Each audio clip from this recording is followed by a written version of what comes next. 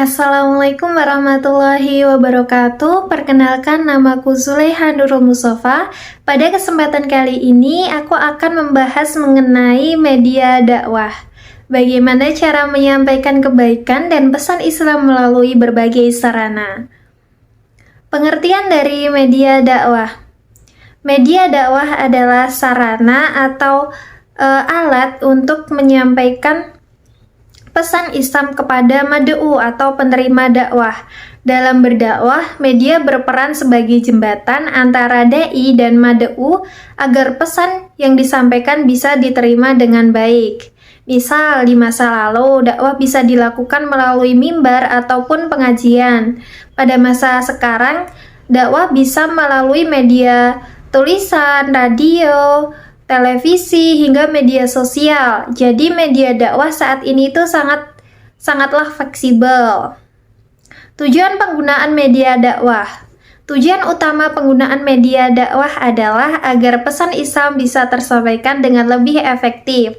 Melalui media, kita juga bisa menjangkau orang-orang lebih luas yang mungkin tidak sempat datang ke kajian maupun pengajian. Selain itu, media juga membantu kita menyesuaikan cara berdakwah dengan perkembangan zaman. Misal, remaja pada masa sekarang itu lebih suka menonton dakwah melalui video singkat, maka kita bisa berdakwah menggunakan konten TikTok maupun Reels. Kemudian, klasifikasi media dakwah.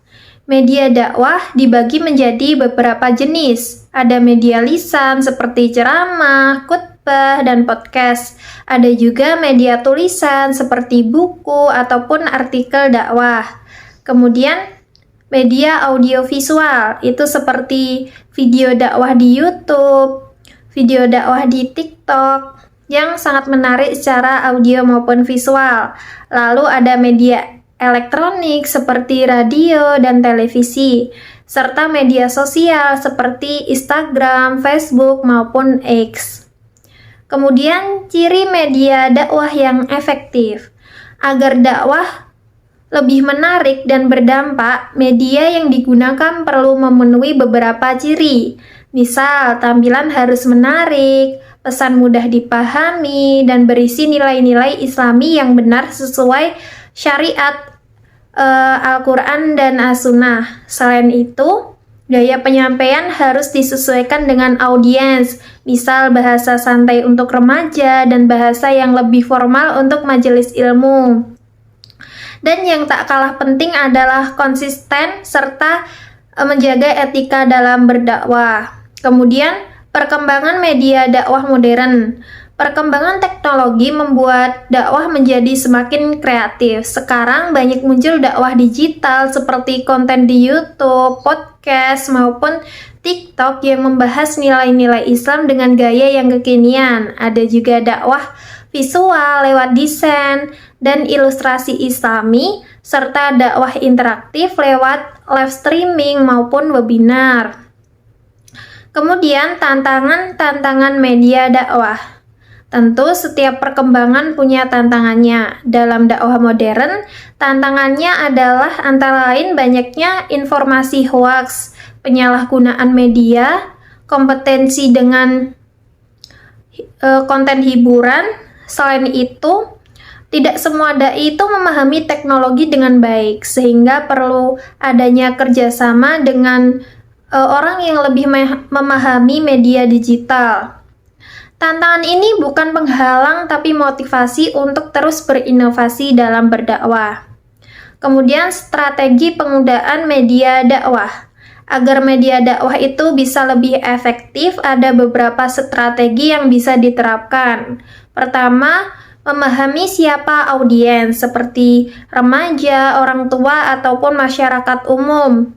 Kemudian menggunakan gaya komunikasi yang santai tapi tetap bermakna. Lalu buat konten secara konsisten dan bekerja sama dengan orang-orang yang mempunyai kemampuan yang lebih baik. Dan terakhir, evaluasi konten juga dibutuhkan agar pesan dapat disampaikan dengan lebih efektif. Kemudian etika dalam media dakwah. Dalam berdakwah, etika tetap yang paling utama. Islam mengajarkan untuk menyampaikan kebenaran dengan hikmah dan kelembutan, bukan hanya melalui kebencian.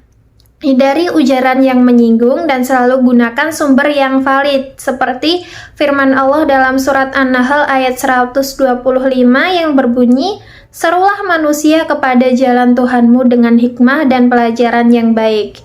Jadi berdakwah bukan sekedar berbicara saja, tapi juga menyampaikan dengan cara yang indah.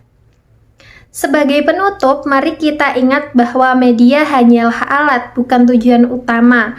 Keberhasilan dalam berdakwah bukan diukur dari seberapa viral kontennya, tapi dari seberapa besar kebaikan yang bisa ditimbulkan. Selama niat kita ikhlas dengan cara yang benar, sekecil apapun usaha dakwah kita akan bernilai di sisi Allah Subhanahu wa Ta'ala.